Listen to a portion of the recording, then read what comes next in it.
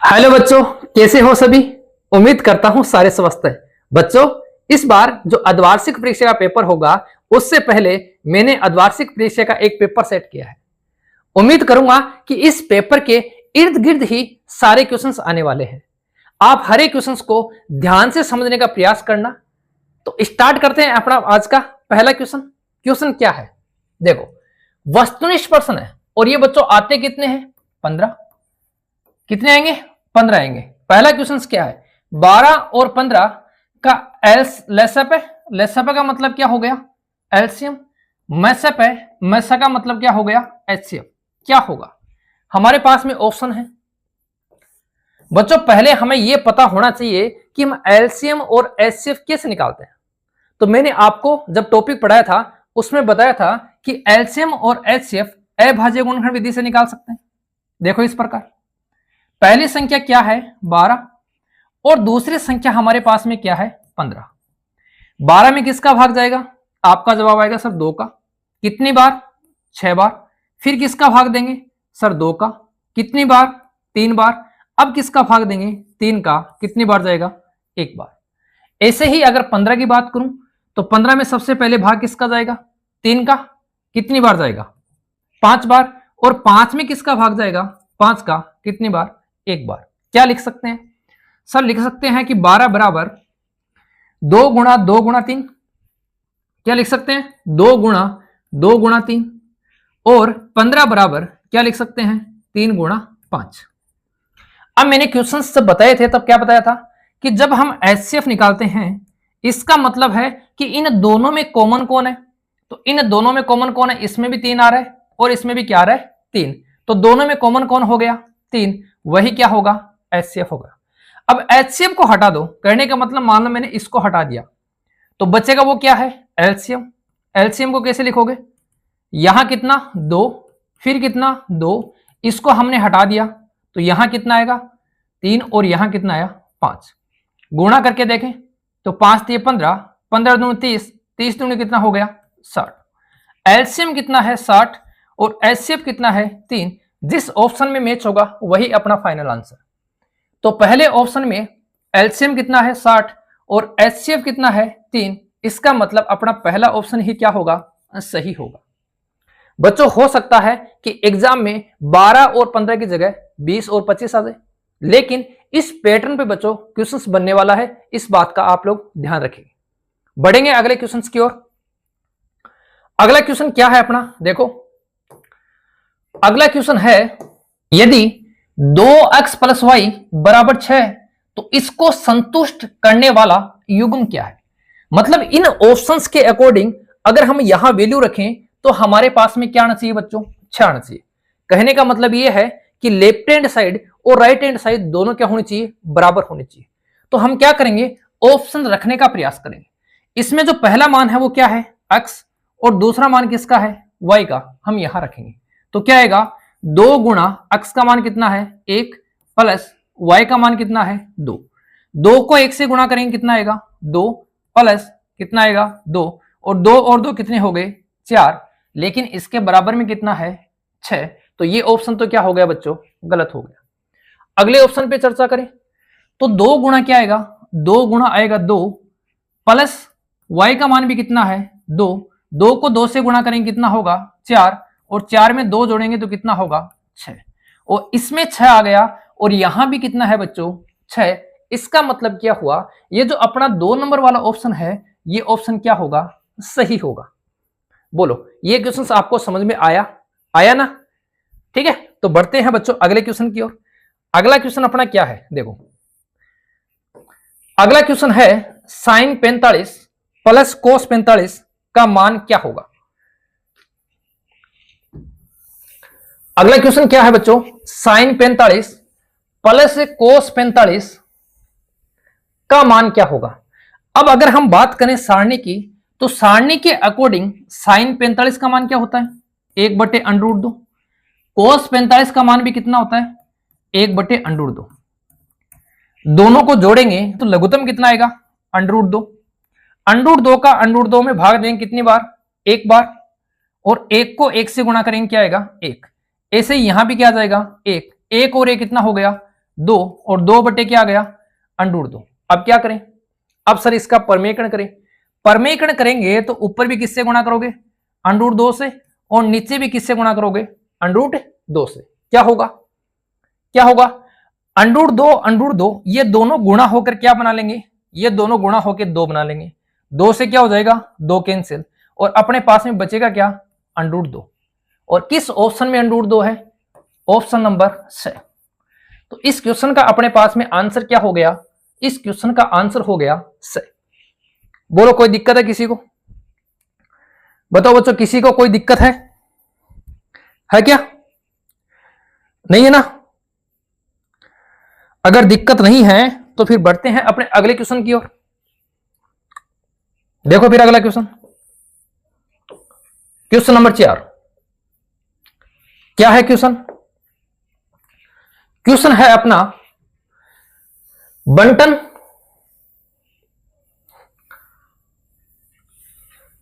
बंटन का बहुलक क्या है। क्या पूछा बच्चों, बहुलक। बहुलक का मतलब जिसकी बारंबारता क्या हो सर्वाधिक, जिसकी बारंबारता क्या हो सर्वाधिक हो, वही क्या होता है बहुलक होता है। यह बात हमने जानी कि जिसकी बारंबारता सबसे ज्यादा होती है वही बच्चों क्या होता है बहुलक। यहां चेक करो, 7 की बारंबारता 1 ही है, 4 की बारंबारता कितनी है 2 और 3, और 3 की बारंबारता भी कितनी है बच्चों, 3 की बारंबारता भी 3 है। हो सकता है बच्चों इस क्वेश्चन में कहीं मिस्टेक हो चुकी होगी। यह मान लो कि यहां पर कितना है, यहां 1 मान लो। ऐसा नहीं होगा बच्चों कि जिसमें बारंबारता सेम हो। अगर बारंबारता सेम होगी तो हम बहुलक की पहचान नहीं कर पाएंगे। तो हो सकता है लिखने में प्रश्न में कोई दिक्कत हो चुकी होगी। इसका मतलब यहां अब देखो, यहां 1 बार 4, 2 बार 4, और कितनी बार आ रहा है 4, 3 बार, लेकिन 3 कितनी बार आ रहा है 2 बार। इसका मतलब सर्वाधिक बारंबारता किसकी है 4 की, तो बहुलक भी कितना होगा 4 होगा।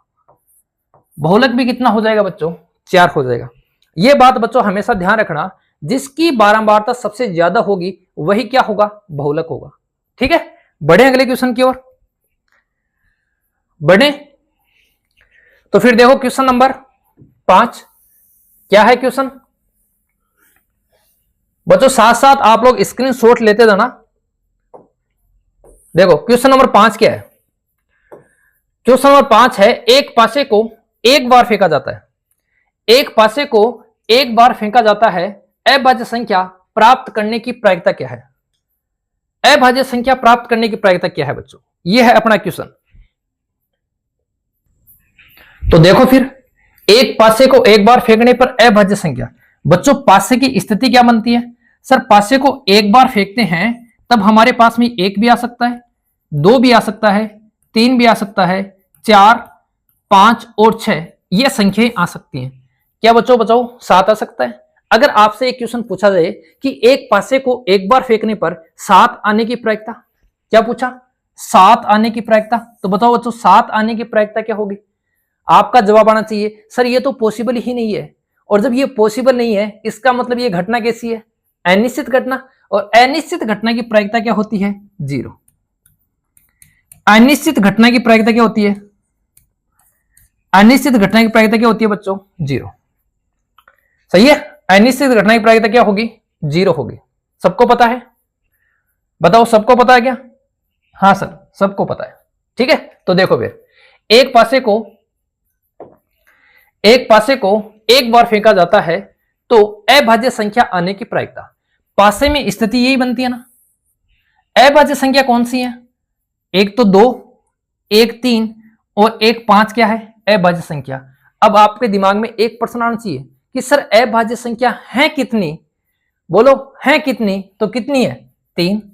कुल संख्याएं कितनी है 6, काटेंगे तो किससे कटेगा 3 से कट जाएगा, 3 एकम 3 और 3 दूनी 6। कौन सा ऑप्शन मैच हो रहा है सर, इसमें तो पहला ऑप्शन ही मैच हो रहा है, तो आंसर भी क्या हो जाएगा पहला हो जाएगा। बोलो किसी को दिक्कत। अगर बच्चों यहां आपसे पूछता सम संख्या आने की प्रायिकता, तो सम कौन सी है 2, 4 और 6, प्रायिकता क्या होती 1/2।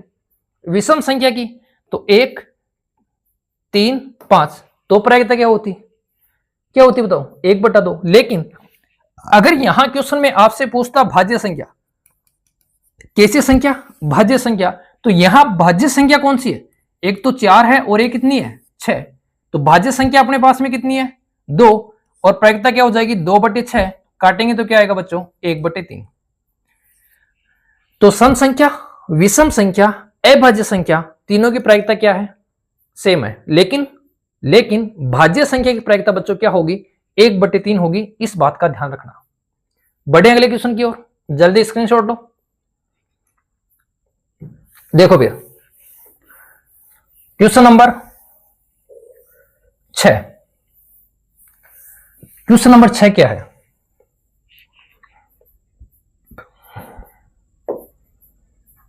देखो क्वेश्चन नंबर 6। एक हमारे पास में क्या है समांतर श्रेणी, हमारे पास में क्या है बच्चों समांतर श्रेणी, और हमसे क्या पूछा है इस समांतर श्रेणी का प्रथम पद और सार्व अंतर। क्या पूछा है, प्रथम पद और सार्व अंतर कितना होगा। तो देखो समांतर श्रेणी है 4, 10, 16, 22, और हमसे पूछा है कि इसका प्रथम पद क्या होगा। देखो प्रथम पद हमेशा क्या होता है, जो सबसे पहले लिखा होता है वही क्या होता है प्रथम पद। इसका मतलब सर प्रथम पद तो 4 होगा, इसमें भी 4 है और इसमें भी 4 है, लेकिन सार्व अंतर, और सार्व अंतर कैसे निकालते हैं सर, सार्व अंतर निकालते हैं कि जो दूसरा पद होता है उसमें से पहला पद घटाते हैं। तो दूसरा पद कितना है, दूसरा पद 10 है, पहला पद कितना है 4, तो सार्व अंतर कितना आ जाएगा 6। तो कौन से ऑप्शन में 4 और 6 है, ऑप्शन नंबर कौन सा है बच्चों ब, ऑप्शन नंबर कौन सा है ब है। बोलो दिक्कत है किसी को, दिक्कत है क्या, नहीं है ना सर, इजी क्वेश्चन है। क्वेश्चन तो सर बहुत इजी है, अरे बच्चों इजी ही क्वेश्चन आते हैं, बस आप लोग क्या करते हो, आप लोग थोड़े से पेपर को पढ़ने में जल्दबाजी करते हो, और पेपर जितना जल्दी पढ़ोगे ठीक है ना, तो आपको बच्चों यहां समस्या होगी। हर एक क्वेश्चंस को आप लोग क्या करोगे समझते हुए पढ़ने का प्रयास करोगे, तब बच्चों क्वेश्चंस आपको बहुत इजी लगेंगे और पेपर भी बहुत इजी लगेगा। देखो फिर अगला क्वेश्चन, क्वेश्चन नंबर कितना, क्वेश्चन नंबर बच्चों अपना है 7। क्या क्वेश्चन है, देखो एक वृत्त की त्रिज्या 7 सेंटीमीटर है तो उसका क्षेत्रफल क्या होगा। एक वृत्त की त्रिज्या 7 सेंटीमीटर है तो उसका क्षेत्रफल क्या होगा। देखो कैसे करेंगे, आप बच्चों खुद है ना वीडियो को पॉज करके और निकालने का प्रयास किया करो, जिससे आपको यह पता चलेगा कि हमें कितने क्वेश्चन आते हैं और कितने क्वेश्चंस में हमें दिक्कत है। ठीक है, तो समझो क्या है, एक वृत्त की त्रिज्या 7 सेंटीमीटर है, इसका मतलब मैं बोल दूं कि आर का मान कितना है 7 सेंटीमीटर, और उसका हमसे क्या पूछा है क्षेत्रफल। क्या लिखेंगे सर, आर बराबर 7 है, और अगर क्षेत्रफल की बात करूं तो मेरे पास में एक फॉर्मूला है, और फॉर्मूला क्या है पाई आर स्क्वायर, जहां पाई का मान कितना है 22/7, आर का मान कितना है 7, और 2 बार लिखा है तो आर का मान एक बार और कितना आ जाएगा 7। 7 को 7 से काट देंगे, 22 को 7 से गुणा करेंगे, कितना आ जाएगा 22 7 154, सेंटीमीटर है तो सेंटीमीटर स्क्वायर। समझे इस बात को। मैं आपको थोड़ा सा कंफ्यूज करने के लिए बच्चों यहां ये लिख दूं 154 सेंटीमीटर, ये लो। तो आप लोग इस ऑप्शन के या इस ऑप्शन को बच्चों राइट मत मान लेना, क्योंकि यहां सिर्फ सेंटीमीटर लिखा है, लेकिन क्षेत्रफल क्या होता है सेंटीमीटर स्क्वायर, इस बात का ध्यान रखना। तो कौन सा ऑप्शन सही होगा, ऑप्शन होगा पहला सेंटीमीटर स्क्वायर, या फिर क्या लिखेंगे वर्ग सेंटीमीटर। या तो लिखोगे बच्चों सेंटीमीटर स्क्वायर या क्या लिखोगे वर्ग सेंटीमीटर, इन दोनों में से आप कोई भी लिख सकते हो, वर्ग सेंटीमीटर या सेंटीमीटर स्क्वायर। समझे इस बात को, इस क्वेश्चन को समझे बच्चों, इजी सा क्वेश्चन है, ज्यादा कुछ नहीं है, सिर्फ नॉर्मल क्वेश्चन है। बोलो कोई दिक्कत किसी को नहीं है, हाँ किसी को कोई दिक्कत नहीं है। सर ये सेंटीमीटर स्क्वायर क्यों लिखते हैं, देखो क्यों लिखते हैं, देखो यहां पर त्रिज्या कितनी है 7 सेंटीमीटर, ये त्रिज्या भी कितनी है 7 सेंटीमीटर, तो सेंटीमीटर जब सेंटीमीटर से गुणा होगा तो क्या आएगा सेंटीमीटर स्क्वायर। ये तो नॉर्मल सी बात थी, ये तो बच्चों बिल्कुल नॉर्मल सी बात थी। बोलो हो गया। अब अगर यहां से कोई परिधि पूछे तो क्या लगाओगे 2 पाई आर, कौन सा फॉर्मूला लगाओगे? 2 पाई आर, और 2 पाई आर से इसकी क्या निकाल सकते हो? परिधि निकाल सकते हो। बोलो, दिक्कत है किसी को? हो गया? हाँ सर। चलो फिर अगला क्वेश्चन की तरफ चलते हैं। क्वेश्चन नंबर 8 क्या है क्वेश्चन? क्वेश्चन है अपना, दो बिंदुओं 0 कोस थीटा तथा 0 साइन थीटा के मध्य दूरी क्या है? अपने पास में बच्चों दो बिंदु हैं और इसकी हमसे क्या पूछी है? इसकी हमसे बीच की दूरी पूछी है। ठीक है, ध्यान से समझो। बीच की दूरी निकालते हैं तो हम क्या लगाएंगे बच्चों? दूरी सूत्र। दूरी सूत्र क्या होता है? सबके दिमाग में आ रहा होगा, आ रहा ना सबके दिमाग में? सर दूरी सूत्र कहने का मतलब प्रश्नावली नंबर 7 निर्देशांक ज्यामिति, और 7.1 पूरी की पूरी किस पे आधारित है? दूरी सूत्र पे। तो दूरी सूत्र क्या होता है? Under root x2 minus x1 का whole square plus y2 minus y1 का होल स्क्वायर। सबके दिमाग में आ रहा है ना सूत्र? सर आ तो रहा है। x2 क्या है? पहला निर्देशांक क्या होता है? x1 y1। दूसरा क्या होता है? x2 y2। x1 y1 x2 y2, तो x2 का मान कितना है? 0 माइनस x1 का मान भी कितना है? 0। क्या हो जाएगा इसका? Whole square. ठीक है, प्लस y2 का मान कितना है? साइन थीटा, माइनस y1 का मान कितना है? y1 का मान कितना है? Cos theta. इसका भी क्या हो जाएगा? Whole square. ऊपर क्या आ जाएगा बच्चों? ऊपर आ जाएगा अंडर रूट। ठीक है, ऊपर क्या आ जाएगा?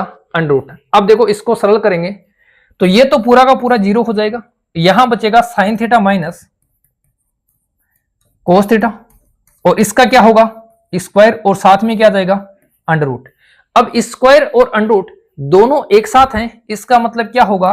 स्क्वायर भी हट जाएगा, अंडर रूट भी हट जाएगा, तो क्या आएगा? Sine theta minus cos theta. क्या आएगा बच्चों? Sine theta minus cos theta. Sine theta minus cos theta. तो बताओ कौन से ऑप्शन में है? पहले ऑप्शन में नहीं है, दूसरे में भी नहीं है बच्चों, तीसरे में भी नहीं है, और चौथे में भी नहीं है। इसका मतलब कहीं ना कहीं ऑप्शंस में कुछ मिस्टेक हो चुकी है। इसका मतलब क्या करेंगे बच्चों? इसमें यहां क्या कर लेंगे? यहां चिन्ह ले लेंगे किसका? यहां चिन्ह ले लेंगे अपन माइनस का। ठीक है बच्चों, कुछ ना कुछ प्रिंटिंग करने में या लिखने में बच्चों कुछ ना कुछ मिस्टेक हो गई, वरना यहां चिन्ह किसका होता? माइनस का होता, और अपने आंसर भी क्या होते? Sine theta minus cos theta. अब कौन सा ऑप्शन सही करेंगे? बी ऑप्शन सही करेंगे लिखने के लिए। लिखने में अगर कोई दिक्कत है तो बच्चों उसके लिए क्षमा। बढ़ते हैं अपन अगले क्वेश्चन की ओर। एक थोड़ा सा एरर था बच्चों, कोई और कुछ खास है नहीं। बढ़ेंगे अगले क्वेश्चन की ओर, क्वेश्चन नंबर 9 की तरफ। और क्वेश्चन नंबर क्या है? 9। देखो क्वेश्चन नंबर 9 है, निम्नलिखित में से कौन एक द्विघात समीकरण है? निम्नलिखित में से कौन एक द्विघात समीकरण है, यह हमें बतानी है। सबसे पहले आप लोग वीडियो को पॉज करके बच्चों इसका आंसर निकालने का प्रयास करोगे, और उसके बाद में आपको बताऊंगा कि इसका सही आंसर क्या होगा। तो निम्नलिखित में से कौन एक द्विघात समीकरण है, इस पे अपन चर्चा करते हैं। देखो द्विघात समीकरण है, इसका मतलब क्या होगा? इसका मतलब साफ साफ है सर कि यहां पे हमारे पास में कोई ना कोई पद द्विघात वाला आएगा। सीधी बात यही है, कोई ना कोई पद क्या होगा? द्विघात वाला आएगा। देखो कैसे? सर यहां हमारे पास में द्विघात है, लेकिन बच्चों जब इसको हम सरल करेंगे तब हमारे पास में क्या बचेगा उसको देखते हैं। तो ये है हमारे पास में x square minus 7x minus 8 बराबर, ये बन गया a माइनस बी का होल स्क्वायर। तो क्या हो जाएगा? a स्क्वायर माइनस 2ab, इसका मतलब 2 गुणा x गुणा 2 प्लस b स्क्वायर, तो 2 का स्क्वायर कितना हो जाएगा? 2 का स्क्वायर हो जाएगा 4। अब देखो बच्चों यहां भी x स्क्वायर है और यहां भी x स्क्वायर है, तो x स्क्वायर तो कट गए, इसका मतलब क्या हुआ? यह द्विघात समीकरण नहीं है। समझ गए इस बात को? पूरा बच्चों सोल्व करने की जरूरत नहीं है, हमें यह चेक करना है कि कौन सी द्विघात समीकरण है और कौन सी द्विघात समीकरण नहीं है, इतना ही चेक करना है। तो ये तो द्विघात समीकरण नहीं है, इसकी चर्चा करें, क्या ये द्विघात समीकरण है? तो देखो यहां पर x स्क्वायर है और यहां पर भी x स्क्वायर है, ये जैसे ही इधर आएगा तो माइनस का होगा और दोनों क्या हो जाएंगे? कैंसिल। इसका मतलब ये भी द्विघात समीकरण नहीं है। तो क्या ये द्विघात समीकरण है? तो यहां देखो बच्चों, ये द्विघात समीकरण है। यहां माइनस के 7x से 7x कैंसिल होगा, 5 आएगा इधर, तो हमारे पास में क्या बचेगा? x स्क्वायर माइनस 8, 5 इधर आएगा तो किसका होगा? प्लस का। हमारे पास बचेगा x स्क्वायर माइनस 3। तो ये बच्चों हमारे पास में क्या है? द्विघात समीकरण है। इसमें बच्चों x वाला पद नहीं है। और याद रखना, जब द्विघात समीकरण में x वाला पद नहीं होता है तो उसे हम बोलते हैं विशुद्ध द्विघात समीकरण। उसे हम क्या बोलेंगे? विशुद्ध द्विघात समीकरण। ठीक है, तो अपना कौन सा ऑप्शन सही है? ऑप्शन नंबर 6 सही है। उपरोक्त सभी के चक्कर में मत आना बच्चों। कई बार एग्जामिनर आपसे गलती करवाने के लिए क्या करेगा? उपरोक्त सभी देगा और आपका ध्यान कहां जाएगा? उपरोक्त सभी पे, और आप यहां निशान लगाओगे और प्रश्न क्या हो जाएगा? गलत हो जाएगा। ठीक है, तो बढ़े अपने अगले क्वेश्चन की ओर। समझ में आ रहे हैं सारे? हाँ, देखो फिर 9 हो गया बच्चों। क्वेश्चन नंबर 10 क्या है क्वेश्चन? ये भी द्विघात समीकरण से है। यदि द्विघात समीकरण के बहुपद, द्विघात बहुपद वाला है, और बहुपद वाला टॉपिक कौन सा है? बहुपद वाला टॉपिक अपना कौन सा है बच्चों? टॉपिक नंबर 2 पढ़ा सबने? हाँ, अच्छा क्वेश्चन है। और मैं इसको बच्चों इंपोर्टेंट क्वेश्चन मानता हूं, क्योंकि ये अपने पास में द्विघात बहुपद से लिया गया है, पहली बात तो ये। और दूसरा, ऐसा क्वेश्चन बच्चों हर बार परीक्षा में बनता आया है और बनने के 99% चांसेस आगे भी रहेंगे। तो ध्यान से समझना, यदि द्विघात बहुपद के शून्यक क्या है? P और Q है, तो P प्लस Q क्या है? ठीक है, ध्यान से समझो बच्चों। शून्य क्या होते हैं? हम लेते हैं सर, शून्य होते हैं अल्फा जोड़ बीटा। एक शून्यक अल्फा, एक क्या होता है? बीटा। और जब दोनों को जोड़ते हैं तो हमारे पास में आता है माइनस का b बटा a। याद आ रहा है सबको? सर ये तो याद आ रहा है, लेकिन क्वेश्चन को पढ़ा तब हमें ये याद नहीं आया। क्यों? क्योंकि यहां क्या दिया बच्चों? P और Q, और पूछा क्या है? P जोड़ Q। इसका मतलब वही है, अल्फा और बीटा, और पूछा क्या है? अल्फा जोड़ बीटा। क्या हो जाएगा? माइनस का b बटा a। माइनस का b, तो b कितना है? माइनस का 2। तो माइनस और माइनस का 2, a कितना है? x स्क्वायर का गुणा कितना है? 1। माइनस को माइनस से गुणा करेंगे, क्या आएगा बच्चों? प्लस के कितने? 2। और प्लस का 2 कौन से ऑप्शन में है? ऑप्शन नंबर ब। बोलो बच्चों, आ गया समझ में? सर क्वेश्चन तो इजी था, लेकिन जब हमने पढ़ा तब हमारे ये क्वेश्चन समझ में नहीं आया, है ना? बहुत नॉर्मल क्वेश्चन है बच्चों, ऐसा कुछ नहीं है। बिल्कुल सारे के सारे क्वेश्चन नॉर्मल ही आते हैं एग्जाम में। गच्चा मत खाना। यहां क्या लिखा है बच्चों? P और Q। हालांकि अपन इसको अल्फा बीटा लें तो भी कोई दिक्कत नहीं है। हो गया? अरे हो गया क्या? देखो फिर अगले क्वेश्चन की तरफ। अगला क्वेश्चन नंबर 11 क्या है क्वेश्चन? क्वेश्चन है बच्चों, यदि 6, 8, 9 अक्ष तथा 13 का माध्य 10 है तो अक्ष का मान क्या होगा? जल्दी से करें इसको, फिर मैं बताता हूं, जल्दी करो। 6, 8, 9 अक्ष तथा 13 का माध्य 10 हो तो अक्ष का मान ज्ञात करें। जल्दी करो बच्चा।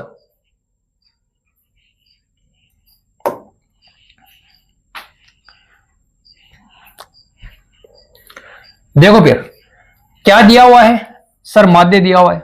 माध्य ज्ञात करने का सूत्र क्या होता है? सर माध्य ज्ञात करने का सूत्र हमने पढ़ा कि माध्य बराबर आंकड़ों का योग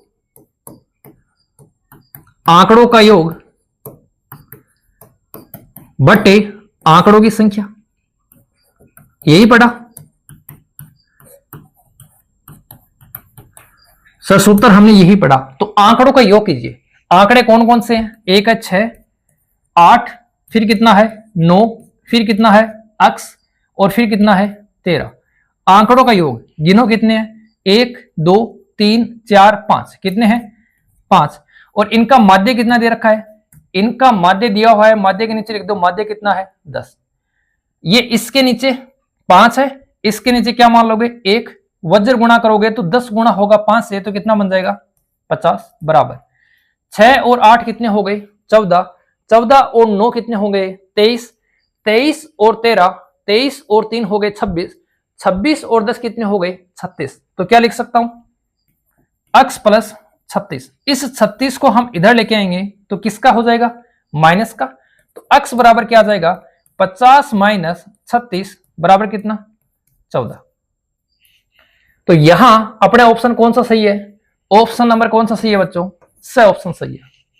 बोलो किसी को दिक्कत है इसमें, सर ये तो इजी क्वेश्चन, अरे क्वेश्चन सारे ही इजी है ना, सबके सब क्वेश्चन इजी है, लेकिन आप लोग इनको सारे को समझने का प्रयास करो बस। बढ़ेंगे अगले क्वेश्चन की ओर, बढ़े तो देखो फिर अगला क्वेश्चन, क्वेश्चन नंबर बच्चों 12। ये भी अच्छा क्वेश्चन है। देखो क्वेश्चन क्या है, किसी घन का आयतन 125 सेंटीमीटर की घात 3 है, तो इसके एक फलक का क्षेत्रफल ज्ञात कीजिए। सर ये क्वेश्चन कहां से लाए हो, ये तो हमारी किताब में है ही नहीं। बच्चों ऐसा क्वेश्चन बन सकता है तब मैं एक दो क्वेश्चन है वो आपकी किताब से बाहर भी लाया हूं।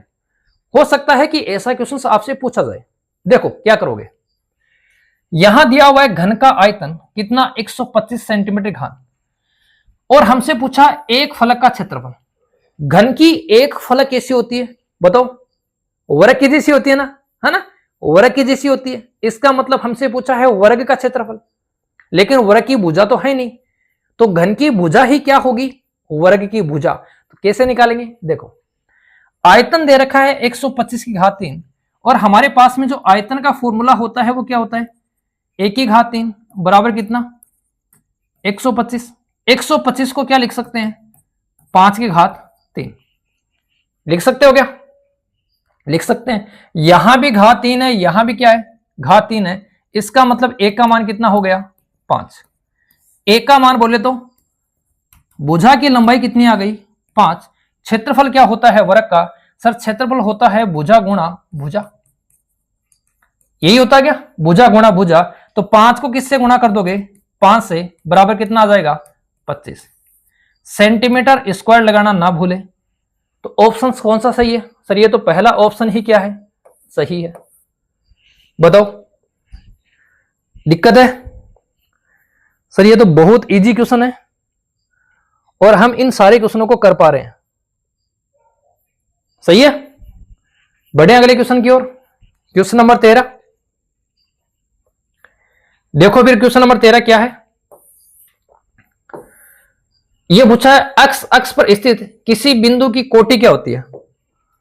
बताओ इसका आंसर आप लोग बताओगे, अक्ष पर स्थित किसी बिंदु की कोटि क्या होगी, इसका आंसर बताओगे आप लोग। अक्ष पर स्थित किसी बिंदु की कोटि क्या होगी। यहां बच्चों दो ऑप्शन सेम है, इसमें करेक्शन कर लेना। यहां लिख लो 2। अक्ष पर स्थित किसी बिंदु की कोटि, कोटि मतलब अक्ष पर, ये 2-3 बात बता देता हूं। अक्ष पर y का मान क्या होता है 0। y अक्ष पर अक्ष का मान क्या होता है 0। मूल बिंदु के निर्देशांक क्या होते हैं, मूल बिंदु के निर्देशांक क्या होते हैं 0 0। इस y बराबर 0 को क्या बोलते हैं अपन, कोटि बोलते हैं। तो अक्ष पर स्थित किसी बिंदु की कोटि क्या होगी, किसी बिंदु की कोटि मतलब y का मान क्या होगा, तो बच्चों y का मान क्या होगा 0 होगा। y वाले निर्देशांक को बोलते हैं कोटि, अक्ष वाले निर्देशांक को बोलते हैं भुज। तो अगर यहां y आता, y अक्ष पर स्थित किसी बिंदु का भुज क्या होता, तब भी आंसर क्या आता 0। तो अक्ष पर y का मान 0, y अक्ष पर अक्ष का मान 0, और मूल बिंदु के निर्देशांक क्या होते हैं 0 0। बोलो किसी को दिक्कत है। एक बात और नोट कर लो यहां से, क्या बात है देखो, एक बात और नोट कर लो। अगर कोई बिंदु, अगर बिंदु अक्ष पर है, अगर बिंदु अक्ष पर है तब उसके निर्देशांक क्या होंगे, उसके निर्देशांक होंगे बच्चों अक्ष 0। और अगर कोई बिंदु y अक्ष पर है तब उसके निर्देशांक क्या होंगे 0y, क्योंकि अक्ष पर y का मान 0 और y अक्ष पर अक्ष का मान 0। ये बच्चों बातें याद रखना। हो सकता है आपसे यही पूछ ले कि कोई बिंदु अक्ष पर स्थित है तो उसके निर्देशांक निम्नलिखित में से कौन से होंगे, तब आपका कौन सा ऑप्शन सही होगा, ये आंसर सही हो जाएगा। तो ये बातें आप लोग याद रखेंगे तभी जाकर बच्चों आप पूरे पेपर को हल कर पाओगे और अच्छे नंबर प्राप्त कर पाओगे।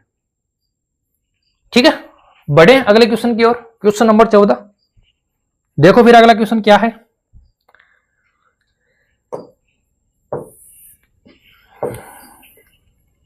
देखो क्या बोला है, यदि द्विघात समीकरण, हमारे पास में कोई द्विघात समीकरण है।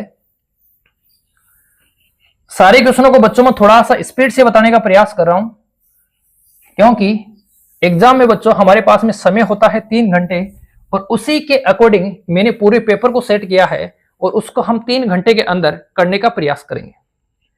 यदि किसी द्विघात समीकरण अक्ष स्क्वायर माइनस के अक्ष प्लस 4 के मूल समान है तो के का मान क्या होगा। देखो बच्चों, मूल समान है इसका मतलब क्या है, मूल समान है इसका मतलब क्या है, हर एक चीज को ध्यान समझना। मूल समान है इसका मतलब सर जो d है उसका मान क्या है 0। सर ये d कहां से आ गया, d हम लिखते हैं श्रीधराचार्य सूत्र में b स्क्वायर माइनस 4ac। ये क्या है, ये अपने पास में d है। जब मूल समान है इसका मतलब d का मान क्या होगा, या b स्क्वायर माइनस 4ac का मान क्या होगा 0 होगा। तो b स्क्वायर माइनस 4ac यहां क्या है, b का मान क्या है बच्चों माइनस के, तो माइनस के का स्क्वायर माइनस 4 गुणा a का मान कितना है यहाँ पे 1 और c का मान कितना है 4, बराबर क्या होगा बच्चों 0। ठीक है, आगे देखो, माइनस के स्क्वायर बराबर क्या हो जाएगा के स्क्वायर, 4 को 4 से गुणा करेंगे 16 और माइनस का 16 उधर जाएगा तो किसका हो जाएगा प्लस का 16। स्क्वायर लगा है तो क्या करेंगे बच्चों, यहां आ जाएगा अंडर रूट और साथ में क्या आएगा प्लस और माइनस, और यहां क्या आ जाएगा बच्चों 16। इसका मतलब क्या है, जो के है उसका मान कितना आ रहा है प्लस माइनस 16 का अंडर रूट कितना होगा 4। के का मान जिस ऑप्शन में प्लस माइनस 4 है वही अपना क्या होगा बच्चों आंसर होगा। यहां दिया है 2, यहां 1 है, यहां क्या है बच्चों 4 है, तो यही अपना क्या होगा आंसर होगा। बच्चों ये नहीं है कि सर माइनस का 4 तो नहीं है इसमें, ये तो सिर्फ प्लस का 4 है, माइनस का 4 नहीं है। अगर बच्चों यहां माइनस का 4 होता तब तो पर्सन ही क्या हो जाता गलत, लेकिन इन दोनों में से हमारे पास में ऑप्शन कौन सा है प्लस का 4, तो यही क्या हो जाएगा आंसर हो जाएगा। ओके, यही क्या हो जाएगा आंसर हो जाएगा। बोलो, मूल समान है इसका मतलब क्या है बच्चों, इस d का मान 0 होगा और d होता क्या है, d होता है b स्क्वायर माइनस 4ac। कहां से लिया सर, ये लिया है प्रश्नावली 4 से और श्रीधराचार्य सूत्र से। ठीक है, क्वेश्चन नंबर 15 की तरफ चलें।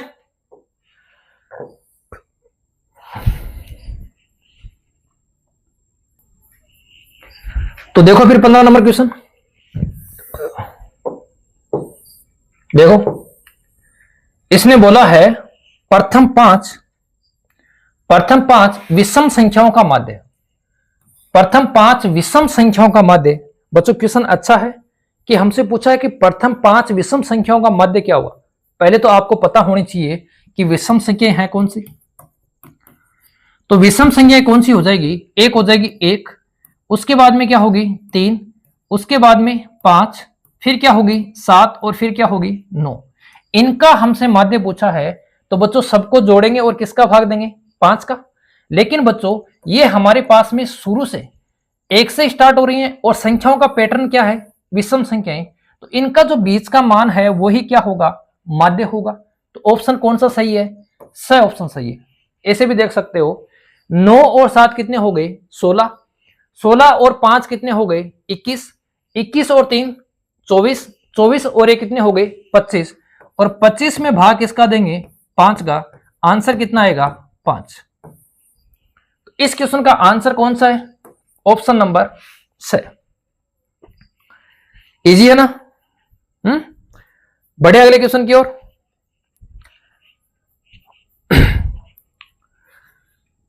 बढ़ेंगे अगले क्वेश्चन की ओर।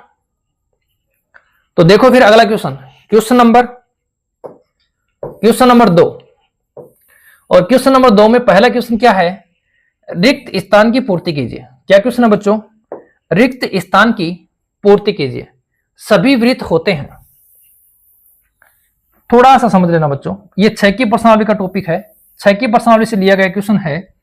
इसने बोला है सभी वृत्त होते हैं, सभी वृत्त होते हैं, या तो सर्वांगसम या क्या होगा बच्चों? समरूप। इस क्वेश्चन का मैं आंसर देता हूं कि सभी वृत्त क्या होते हैं? समरूप होते हैं। सभी वृत्त क्या होते हैं? समरूप। इसके साथ में आप ये भी बोल दो कि सभी वर्ग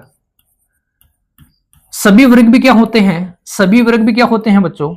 समरूप होते हैं। इसी के साथ में आप क्या बोलोगे? इसी के साथ में बोलोगे सभी समबाहु त्रिभुज। और कोई त्रिभुज नहीं बच्चों, सभी समबाहु त्रिभुज। और ये भी क्या होते हैं? ये भी क्या होते हैं? ये भी समरूप होते हैं। तो सभी वर्ग, सभी वृत्त और सभी समबाहु त्रिभुज क्या होते हैं? समरूप। थोड़ा सा मैं आपको बता दूं, समरूप का मतलब है बच्चों आकार समान होना चाहिए। समरूप का मतलब क्या है? आकार समान होना चाहिए। सर एक आयत लें और दूसरी आयत लें, क्या वो भी समान, वो भी समरूप होंगे? तो बच्चों वो समरूप नहीं होंगे। कैसे? समझो, ये बात नोट हो गई। देखो इस मॉडल पेपर के साथ बच्चों आपको कुछ एक्स्ट्रा भी सीखने को मिलेगा। अगर मैं आयत की बात करूं तो मेरे पास में मान लो एक आयत ये है और एक आयत मेरे पास में ये है। यहां इसकी लंबाई हमारे पास में है 3, चौड़ाई हमारे पास में 2।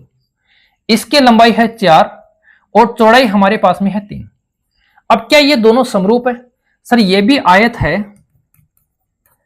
और ये भी क्या है? आयत। क्या दोनों समरूप हैं? तो बच्चों जब भी हम बात करेंगे बहुभुज की, किसकी बात करेंगे? बहुभुज की, तो हमारे पास में 2 कंडीशन है। अगर वो दोनों कंडीशन लागू होती हैं तब तो वो समरूप है, वरना वो समरूप नहीं है। कैसे? क्या कंडीशन है? यदि इनके जो संगत कोण है, पहली कंडीशन क्या है? संगत कोण क्या होने चाहिए? संगत कोण बराबर होनी चाहिए। दूसरी कंडीशन क्या है? दूसरी है संगत कोण बराबर, और दूसरी कंडीशन क्या है? संगत भुजाएं क्या होनी चाहिए? समानुपाती। ये 2 कंडीशन है। अब सर संगत कोण तो बराबर है, क्योंकि ये 90, ये 90, ये 90, ये 90, इसका संगत ये बराबर है, ये भी बराबर है। सारे संगत कोण तो क्या है बच्चों? बराबर है 90-90 डिग्री के। क्या इनकी संगत भुजाएं भी समानुपाती हैं? उस पर भी चर्चा कर ले। तो वहां ये भुजा कितनी है? 2। इसके संगत कौन सी है? ये। तो क्या आएगा? 2/3। ये भुजा कितनी है? 3।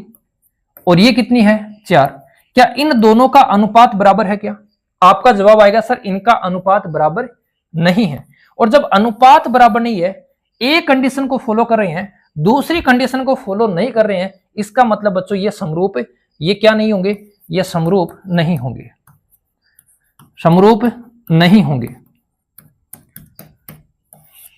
तो बहुभुज में क्या होगा? बहुभुज में हमारे पास में बच्चों 2 कंडीशन मिलेगी।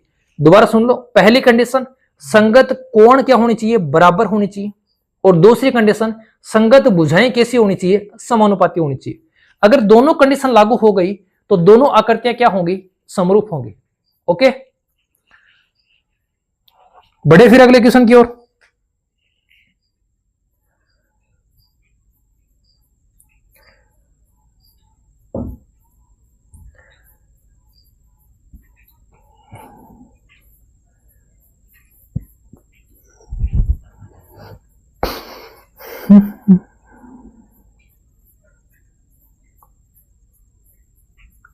देखो फिर अगला क्वेश्चन क्या है? रिक्त स्थान में अगला क्वेश्चन, ये भी क्वेश्चन अच्छा है। क्या लिखा है? संख्याओं 1, 2, 3 और 15 से यादृच्छिक 4 का 1 गुणे जाने की प्रायिकता। अच्छा है बच्चों क्वेश्चन, देखो कैसे करेंगे।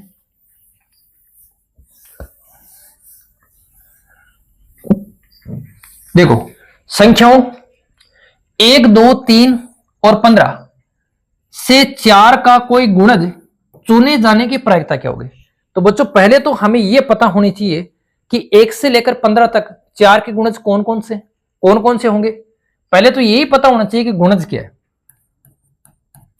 गुणज का मतलब क्या है बच्चों, गुण प्लस ज या गुणा प्लस ज। इसका मतलब गुणा से जन्म लेने वाला, गुणा से जन्म लेने वाला। ये तो सर आप हिंदी पढ़ा रहे हो, हाँ चलो बताओ फिर कौन सा समास हो जाएगा। गुणा से जन्म लेने वाला कमेंट बॉक्स में लिखोगे कौन सा समास हो जाएगा, क्योंकि आपके तो सारे सब्जेक्ट हैं, आपको हिंदी भी पढ़ना पड़ेगा, संस्कृत भी पढ़ना पड़ेगा। तो मैंने इसका समास विग्रह बता दिया, आप लोगों का जवाब आना चाहिए कि कौन सा समास है, कमेंट बॉक्स में जरूर लिखोगे। तो 1, 2, 3, 15 तक 4 के गुणज कितने हैं। तो 4 के गुणज 4 गुणा 1 बराबर 4, 4 का गुणज 4 दूनी 8, 4 का गुणज 4 तिया 12, 4 का गुणज 4 चौक 16, जो इससे बड़ा हो गया वो इस दायरे में नहीं आएगा। तो 4 के गुणज हैं कितने सर, 4 के गुणज तो 3 है। टोटल संख्या कितनी है सर, टोटल संख्या 15 है। तो प्रायिकता क्या बन जाएगी 3/15, लेकिन काटेंगे 3 एकम 3 और 3 5 कितना हो जाएगा 15। तो यहां आंसर कितना आएगा बच्चों 1/5।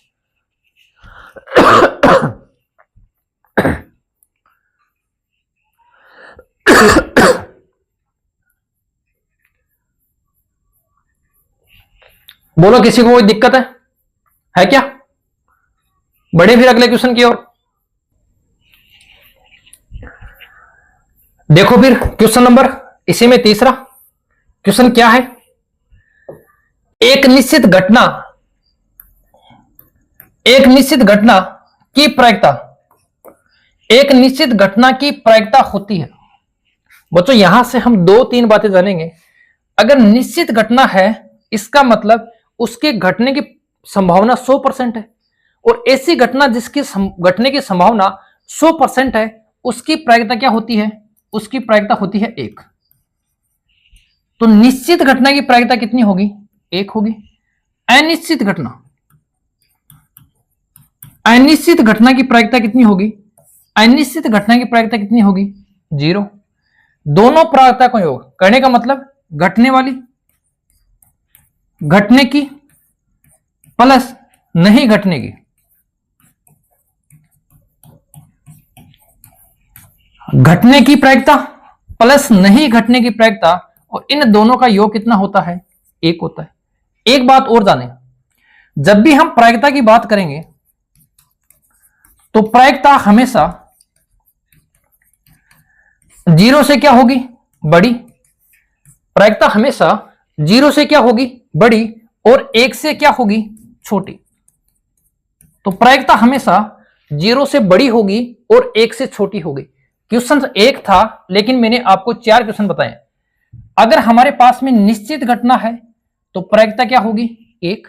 अगर घटना अनिश्चित है तो प्रायिकता क्या होगी 0। अगर घटने वाली और नहीं घटने वाली इनकी प्रायिकताओं का जोड़ करेंगे तो कितना आएगा 1। और प्रायिकता हमेशा 0 से बड़ी होती है और 1 से छोटी होती है। तो हमने यहां कितने क्वेश्चन पढ़ लिए बच्चों 4 क्वेश्चन।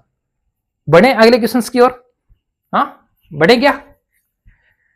तो देखो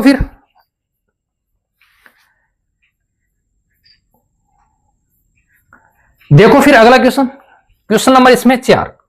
और क्वेश्चन क्या है, क्वेश्चन है वृत्त की स्पर्श रेखा स्पर्श बिंदु से जाने वाली त्रिज्या पर खालिस्तान होती है। बताओ स्पर्श रेखा स्पर्श बिंदु से जाने वाली त्रिज्या पर क्या होती है। यह तो मैंने बहुत बार पढ़ाया है, हाँ यह तो बच्चों मैंने बहुत बार पढ़ाया आपको। स्पर्श रेखा स्पर्श बिंदु से जाने वाली त्रिज्या पे क्या होती है बच्चों लंब होती है। क्या होती है लंब होती है। अपन लिखते हैं ना त्रिज्या लंब है किस पे स्पर्श रेखा पे लिखते हैं। त्रिज्या लंब किस पे है? स्पर्शरेखा पे। तो वृत्त की स्पर्शरेखा स्पर्श बिंदु से जाने वाली त्रिज्या पे क्या होती है? लंब होती है। कैसे? ये अपने पास में क्या हो गया? ये अपने पास में कोई हो गया वृत्त। ये क्या हो गई बच्चों? स्पर्शरेखा। यहां से क्या खींची हमने? त्रिज्या। तो यहां जो कोण बनेगा वो कितने डिग्री का बनेगा? 90 डिग्री का। तो त्रिज्या क्या होती है? स्पर्शरेखा पे लंब होती है। बोलो, दिक्कत है किसी को? नहीं है? बढ़े अगले क्वेश्चन की ओर। तो इसी में देखो क्वेश्चन नंबर कितना? 5। क्या है क्वेश्चन नंबर 5? वृत्त के व्यास के अंतिम सिरों पर खींची गई स्पर्शरेखाएं होती हैं। क्या होती हैं बच्चों? समांतर होती हैं या लंबवत होती हैं? व्यास के सिरों पर खींची गई स्पर्शरेखा। ये हमारे पास में मान लो कोई वृत्त है, ठीक है, और इस वृत्त के व्यास के सिरे लेते हैं। एक व्यास हो गया अपने पास में ये, सही क्या? नहीं सर, दोबारा देखो, ये हमारे पास में कोई वृत्त है और इस वृत्त का ये हो गया क्या? व्यास। इस व्यास के सिरे पर एक स्पर्शरेखा अपने पास में ये हो गई और एक स्पर्शरेखा हमारे पास में ये हो गई। क्या ये दोनों स्पर्शरेखाएं आपस में समांतर हैं या लंबवत हैं? तब आपका जवाब क्या आएगा? सर ये तो दोनों कैसी हैं? समांतर हैं। तो व्यास के सिरों पर खींची गई स्पर्शरेखा क्या होती हैं? समांतर होती हैं। क्वेश्चन नंबर कितना अपना? 5 है। अब थोड़ी सी स्पर्शरेखा की चर्चा करेंगे बच्चों, क्योंकि यहां से वार्षिक परीक्षा में भी 2 खाली स्थान के क्वेश्चन आएंगे, अर्धवार्षिक परीक्षा में भी 2 खाली स्थान के क्वेश्चन आएंगे। देखो थोड़ा सा देखो, इसका तो आंसर क्या हो गया? समांतर। अगर मैं बात करूं कोई बाह्य बिंदु है, कोई वृत्त के बाहर स्थित बिंदु है, ये मान लो हमारे पास में वृत्त है, इस वृत्त के यहां कोई बाहर बिंदु स्थित है, तो इस बिंदु से हम एक तो ये और बच्चों एक ये कितनी स्पर्शरेखा खींच सकते हैं? तो बाहर स्थित बिंदु से वृत्त पर स्पर्शरेखा कितनी खींच सकते हैं? 2। स्पर्शरेखा बाह्य बिंदु से कितनी खींच सकते हैं बच्चों? 2। इस बिंदु को क्या बोलेंगे? जहां ये वृत्त को स्पर्श करती है, इसे बोलेंगे बच्चों स्पर्श बिंदु। स्पर्श बिंदु। और स्पर्श बिंदु की बच्चों परिभाषा परीक्षा में आ चुकी है। क्या होती है? वृत्त तथा स्पर्श रेखा के उभयनिष्ठ बिंदु को क्या बोलेंगे? स्पर्श बिंदु। वृत्त तथा स्पर्श रेखा के उभयनिष्ठ बिंदु को क्या बोलेंगे? स्पर्श बिंदु। हो गया? स्पर्श बिंदु हो गया बच्चों। स्पर्श बिंदु और दूसरा क्या है? स्पर्श रेखा। दोनों समझ में आ गई? सर दोनों समझ में आ गई। कुछ और बताएं तो थोड़ा सा और समझो। फिर मैं थोड़े से वृत्त के पार्ट बता देता हूं बच्चों, क्योंकि यहां से कोई भी क्वेश्चन पूछा जा सकता है। ये हमारे पास में कोई वृत्त हो गया। ये वृत्त का क्या है? केंद्र से परिधि को मिलाने वाली त्रिज्या। अगर इसी केंद्र से हम ऐसे रेखा खींचते हैं, ये क्या हो जाएगी बच्चों? व्यास। अगर मैं केंद्र से ना लेकर इसके नीचे से खींचता हूं तो ये रेखा क्या हो जाएगी? इसे बोलेंगे बच्चों जीवा। इसे क्या बोलेंगे? व्यास। इसे क्या बोलेंगे? त्रिज्या। तीनों बातें समझ में आती हैं? तो क्या सर ये भी परिधि को मिला रही है, ये भी परिधि को मिला रही है, तो क्या ये भी जीवा है? तो ये भी जीवा है। ये कैसी जीवा है? ये सबसे बड़ी जीवा है। ये क्या है बच्चों? सबसे बड़ी जीवा। सबसे बड़ी जीवा क्या होती है? व्यास। और एक वृत्त में हम अनेक त्रिज्याएं, अनेक व्यास और अनेक जीवाएं खींच सकते हैं। एक और समझ लो, अगर इसी जीवा को हमने वृत्त के आर पार कर दिया, कैसे? ये वृत्त है और इसके आर पार कर दिया, तो इसे क्या बोलेंगे? इसे बोलेंगे बच्चों छेदक रेखा। क्या बोल देंगे? छेदक रेखा। तो ये वृत्त के कुछ पार्ट्स थे। उम्मीद करता हूं बच्चों ये सारी बातें जो मैंने बताई हैं आपने ध्यान से सुनी होगी, और अगर कोई बात आपको नहीं आती है तो आपने उसको लिखा होगा। ठीक है, बढ़े अपने अगले क्वेश्चन की ओर। यह है क्वेश्चन नंबर 5। अब बढ़ेंगे अगले क्वेश्चन की ओर। रिक्त स्थान के क्वेश्चंस के बाद में हमारे पास में क्वेश्चन कैसे आएंगे बच्चों? हमारे पास में क्वेश्चंस आएंगे 1 नंबर वाले क्वेश्चन। कैसे क्वेश्चन आएंगे? 1 नंबर वाले क्वेश्चन।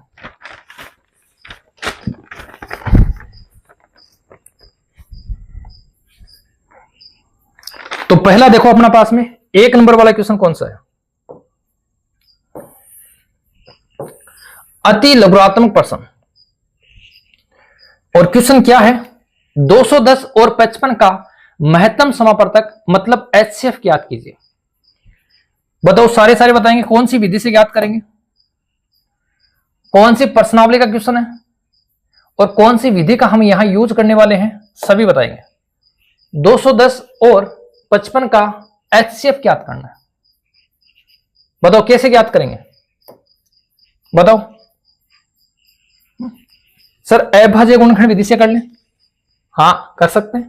तो देखो, एक संख्या हमारे पास में 210, दूसरी संख्या हमारे पास में क्या है 55, और हमें क्या निकालना है, एचसीएफ निकालना है।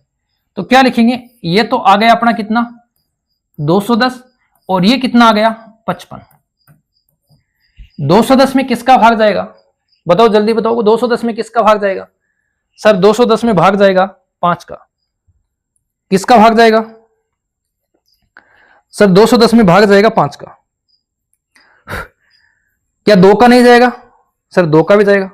तो सबसे पहले किसका भाग देंगे, 2 का। कितनी बार जाएगा, 2 एक कम 2, उतारेंगे 1, इसका मतलब भाग नहीं जाएगा, तो क्या जाएगा 0, और 2 पंजो 10।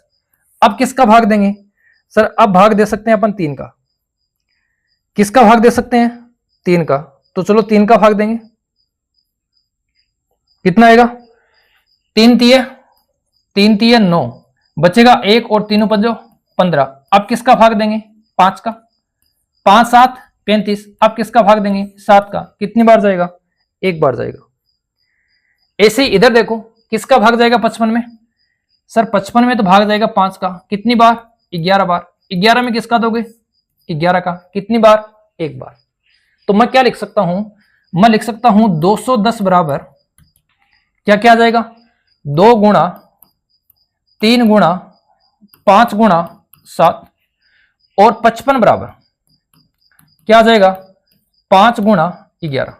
बताओ दोनों में कॉमन क्या है, सर यहां भी 5 आ रहा है और यहां भी क्या आ रहा है 5 आ रहा है। इसका मतलब एचसीएफ कितना हो जाएगा, एचसीएफ कितना हो जाएगा बच्चों 5। बोलो कोई दिक्कत है किसी को, 1 नंबर का क्वेश्चन है बच्चों, इतना तो लिखना पड़ेगा। तो एचसीएफ कितना हो जाएगा 5 हो जाएगा।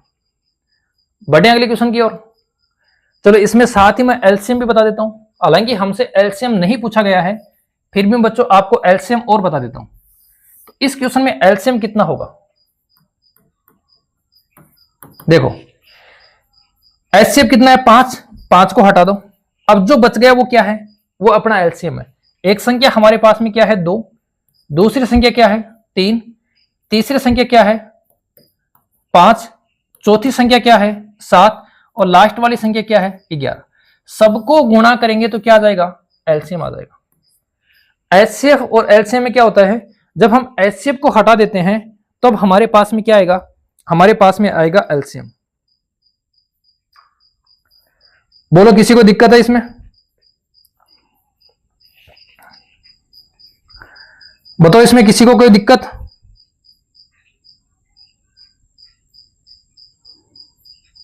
नहीं है। बढ़े अगले क्वेश्चन की ओर। तो देखो अगला क्वेश्चन,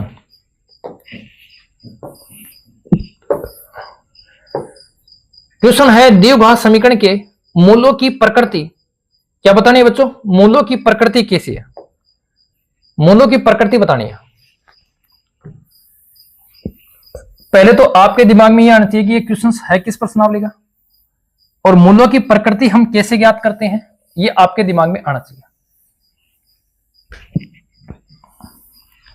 देखो बच्चों, जब मैंने आपको प्रश्नावली पढ़ाई थी 4 वाली, जिसका नाम है द्विघात समीकरण, उसमें मैंने आपको मूलों की प्रकृति बताई थी। और मूलों की प्रकृति की कंडीशन कितनी बनती हैं, 3। पहली कंडीशन क्या है, जब d का मान किसके बराबर हो, 0 के। दूसरी कंडीशन क्या बनती है, जब d का मान बड़ा हो किससे, 0 से। और तीसरी कंडीशन क्या बनती है, जब d का मान छोटा हो 0 से। कहने का मतलब या तो d 0 हो, या d का मान प्लस की संख्या हो, या d का मान माइनस की संख्या हो। और जब d का मान माइनस की संख्या होती है तब हमारे पास में मूल कैसे आते हैं, मूल आते हैं काल्पनिक। मूल कैसे आएंगे, काल्पनिक। ये बातें मैंने आपको बताई थी। और इन दोनों कंडीशन के लिए मूल क्या होते हैं? इन दोनों कंडीशन के लिए मूल होते हैं वास्तविक। ये सारा बताया हुआ है। डिटेल से देखने के लिए बच्चों आप लोगों को क्या करना पड़ेगा? 4 की प्रश्नावली का आपको वीडियो देखना पड़ेगा। अब यहां पहले हम क्या निकालेंगे? यहां निकालेंगे बच्चों डी। डी क्या होता है सर? डी होता है B square minus 4ac। B का मान कितना है? माइनस का 8, तो माइनस के 8 का स्क्वायर, ठीक है, माइनस 4 गुणा ए का मान कितना है? 3, और सी का मान कितना है? माइनस के 16। माइनस के 8 का स्क्वायर कितना हो जाएगा? 64। माइनस को माइनस से गुणा करेंगे क्या हो जाएगा? प्लस। 16 को 4 से गुणा करेंगे 64, और 3 से गुणा करेंगे तो कितना आएगा? 4 3 12 और 6 3 18 1 19, 192। सही है, जोड़ दे इसको। 4 और 2 6, 19 और 6 कितने हो गए? 25। किसके आएंगे? प्लस के। और जब प्लस के आ रहे हैं इसका मतलब क्या है बच्चों? इसका मतलब जब d, और इसका मतलब क्या है? d का मान क्या है बच्चों? 0 से बड़ा है। और जब d का मान 0 से बड़ा है तब क्या होंगे? मूल वास्तविक होंगे। तब बच्चों मूल क्या होंगे? वास्तविक होंगे। ओके, अगर 0 से छोटा आता, अगर माइनस की संख्या आती तब मूल क्या होते? काल्पनिक होते। लेकिन यहां पर मान क्या आया है? मान आया है 0 से बड़ा, और 0 से बड़ा आया है तब मूल क्या होंगे? वास्तविक होंगे।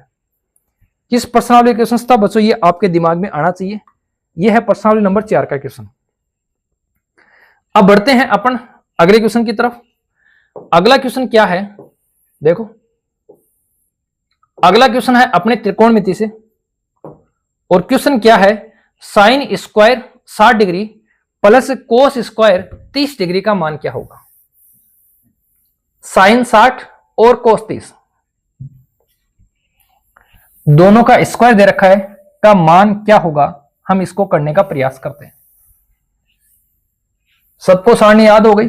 मैंने कहानी के माध्यम से आपको बताने का प्रयास किया था। देखो, साइन 60 का मान क्या होता है? √3/2।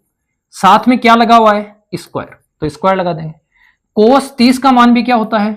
√3/2। साथ में क्या लगा है? स्क्वायर, तो लगा देंगे। √3 का स्क्वायर कितना होगा? 3।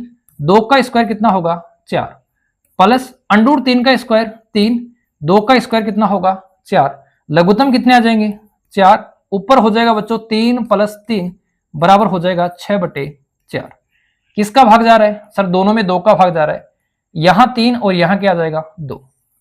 ठीक है, तो साइन स्क्वायर 60 और कोस स्क्वायर 30 का मान कितना हो जाएगा? 3/2। क्या हो जाएगा बच्चों? 3/2।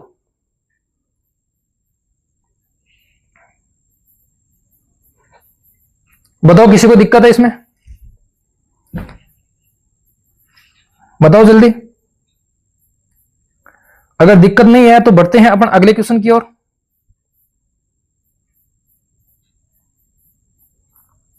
क्या है? देखो अगला क्वेश्चन, क्वेश्चन नंबर 4।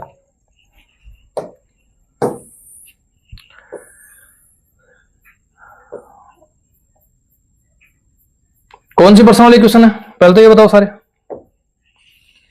3 मीटर ऊंचे खंबे की छाया की लंबाई 3 मीटर है।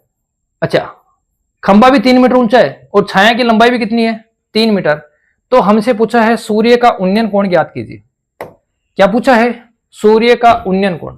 बताओ बच्चों कैसे करोगे? बताओ। 3 मीटर ऊंचे खंबे की छाया की लंबाई भी कितनी है? 3 मीटर है। देखो, 3 मीटर ऊंचा कोई खंबा है, ये लो लाइन, ये हमारे पास में 3 मीटर ऊंचा कोई खंबा है, और ये किस पे है? समतल पे। और ये क्या है? ये छाया की लंबाई, ये भी कितनी है? 3 मीटर। यहां से कौन सा कोण बनेगा, कितने डिग्री का बनेगा, वो हमसे क्या है? पूछा गया है। यहां कितने डिग्री का कोण है बच्चों? 90 डिग्री का।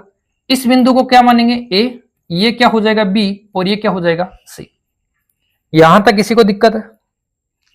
नहीं है ना, तो क्या लिखोगे, क्या लिखोगे, यहां लिखोगे खंबे की ऊंचाई, खंबे की ऊंचाई बराबर कितनी है 3 मीटर और छाया की लंबाई बराबर भी कितनी है 3 मीटर। देखो ये 3 मीटर, इस थीटा के अकॉर्डिंग ये क्या है लंब, और इस थीटा के अकॉर्डिंग ये क्या है आधार, तो कौन सा थीटा लगाएंगे, टेन थीटा लगाएंगे। तो क्या लिखेंगे, टेन थीटा बराबर आधार, आधार क्या है, सॉरी लंब बटे आधार, लंब क्या है ए बी, आधार क्या है बी सी, लंब भी कितना है 3 और आधार भी कितना है 3, दोनों कटेंगे तो क्या आएगा 1। टेन थीटा बराबर 1 है, इसका मतलब मैं ये लिख दूं टेन थीटा बराबर किस थीटा का मान 1 होता है सर, टेन 45 का मान 1 होता है, इसका मतलब थीटा का मान कितना आ जाएगा 45 डिग्री, थीटा का मान कितना आ जाएगा 45 डिग्री। इजी सा क्वेश्चन था बच्चों। जब ऊंचाई और लंबाई, आधार की लंबाई और ऊंचाई दोनों बराबर होती हैं, उस कंडीशन में जो कोण बनेगा वो कितने डिग्री का बनेगा 45 डिग्री का बनेगा, इस बात का ध्यान रखना। ये ऑप्शंस वाला क्वेश्चन भी आपसे पूछा जा सकता था। अगला क्वेश्चन देखो, क्वेश्चन नंबर 5। क्वेश्चन क्या है, निम्न रेखिक समीकरण युग्म के हल कीजिए। निम्न रेखिक समीकरण को क्या करना है बच्चों, हल करना है। देखो हमारे पास में समीकरण है x माइनस 3y बराबर 7 और x प्लस 4y बराबर 14। इसको हम किस विधि से करें सर, ग्राफी विधि से करें, नहीं, 1 नंबर का क्वेश्चन है और उसमें हम ग्राफी विधि नहीं लगाएंगे, इस बात का ध्यान रखना। तो कौन सी विधि से कर दें, जो सबसे इजी है, विलोपन से। x का गुणांक यहां भी 1 यहां भी 1 तो विलोप हो जाएगा, तो क्या लिखोगे, ये समीकरण 1 और ये समीकरण 2। क्या लिखोगे, समीकरण 2 माइनस समीकरण 1, समीकरण 2 माइनस समीकरण 1। कैसे, 2 में से समीकरण 1 को घटा दो, ये अपने पास में 2 है x प्लस 4y बराबर कितना 14, इसमें से ये घटा दो x माइनस 3y बराबर कितना 7, घटा दो, ये माइनस ये क्या हो जाएगा प्लस और ये क्या हो जाएगा माइनस, x से x कैंसिल, 4 और 3 कितने हो गए 7y बराबर 14 में से 7 घटाएंगे कितना आएगा 7, तो y का मान कितना आ गया 7/7 बराबर कितना 1। इस y के मान का क्या करें, इस y के मान को समीकरण 1 में रख दो, ठीक है। इस y का मान को क्या करोगे, समीकरण 1 में रखोगे, तो लिखोगे y का मान